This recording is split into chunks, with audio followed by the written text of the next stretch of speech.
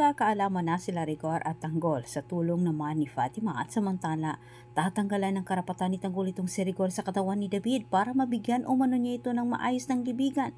Sobrang nag-alala naman itong si Tanggol para sa kanilang lahat lalo na sa kanyang tatay si Ramon dahil ngayong inisip umano ni Rigor na siya ang dumedo sa kanyang kapatid na si David. Hindi pa rin umano siya paniniwalaan ni Rigor.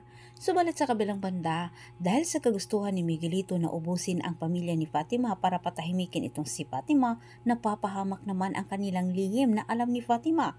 Bigo itong si Miguelito na diduin si Fatima sapagkat natakasan sila nito sa tulong naman ng mga kapitbahay. Higit sa lahat, hindi inasahan ni Miguelito na may nakakita sa kanya ang siyang dahilan para umatras itong si Miguelito. Halong takot, pangamba at galit ang nararamdaman ni Paing at Fatima ngayon dahil sa karumaldumal na ginawa umano ni Miguelito sa kanilang pamilya ang siyang maging dahilan para sila'y magsalita para kay Tanggol.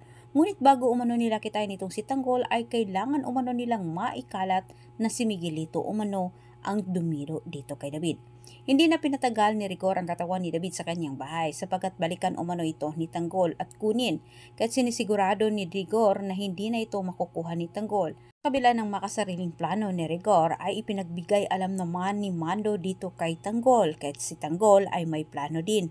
Babawiin umano nila ang katawan ni David sa araw mismo ng libing nito. At samantala, inaadya ng panahon para makita itong si Tanggol at Fatima na kung saan mismo pa sa pag-aagawan ni Rigor at Tanggol. Sa kabatihang palad sa pamagitan ng kaibigan ni Paing ay kanilang nalaman ang tungkol sa nangyaring gulo sa lamay mismo ni David. Sinabi ni Fatima sa kanyang tatay na hindi umano makatarungan na si Tanggol umano ang sisihin ni Rigor, lalo na't hindi naman umano ito ang dumido kay David, kahit kinakailangan umano niyang makaharap itong si Rigor para masabi umano niya na si Miguelito ang totoong dumido sa buhay ni David. Antabayanan po niyo ang susunod ng update. Maraming salamat.